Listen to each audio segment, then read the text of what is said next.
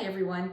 Today we're going to work on HQ challenge number 39, and it's about setting up initial ventilator settings on a patient. So there's a lot going on in this question, so let's pick it apart. You have a severe COPD patient that's just been intubated due to acute ventilatory failure. So they've had a high CO2 and a low pH. He is 6 foot tall and weighs 150 pounds. Which of the following ventilator settings would you suggest? Okay, so when I approach a question like this, I don't ever look for the answer going horizontally.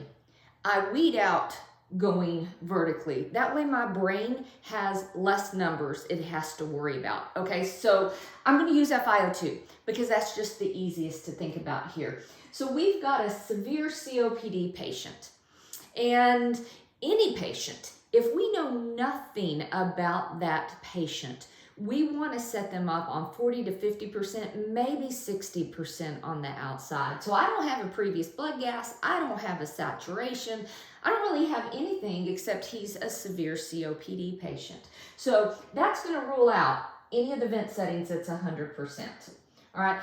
And then there's the thought process that chronic retainers breathe off of a hypoxic drive. So if you're going to use that strategy, that's another reason not to put them on 100%. So we're wiping out the 100%, and that leaves us A and D.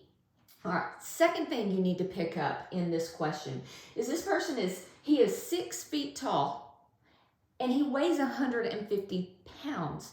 He is less than his ideal body weight, and that's not uncommon for severe COPD patients, especially those with emphysema. So you needed to catch that that's not his ideal body weight, so you had to calculate his ideal body weight. So here's the formula. Here's one of the formulas that's used to calculate ideal body weight. You take the height in inches, subtract 60, multiply that by 6, and then add 106 to it. So by the time you do all this math, this man's ideal body weight is 178 pounds. You divide that by 2.2, and that leaves us 81 kilos. All right. And then when the range you should be using to calculate initial tidal volume is 6 to 8 mLs per kilo of ideal body weight. So when I take it by 6 and 8, this is this patient's range, 486 to 648. So knowing that this A is on the low side of that normal. So we're going to cross that out. Also want to point out something about A as well. COPD patients need longer to exhale to keep from air trapping.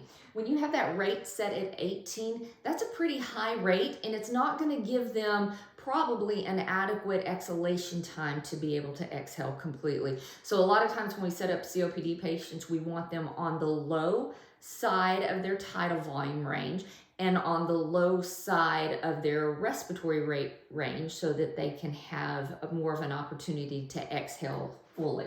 So that leaves us with D. So VCSIMV mode, tidal volume of 550, rate of 12, and FiO2 of 40%. Now, I noticed on some of the comments, people were saying, well, why would you put them in SIMV? They need assist control and vice versa. When it comes to taking your MBRC exam, splitting hairs between assist control and SIMV, that does not matter. What matters is that you have established that initial minute ventilation so that the patient can ventilate adequately. So I say this oftentimes, mode doesn't matter as long as you're in a mode that you can set a consistent minute volume. Hope this has helped. See you soon.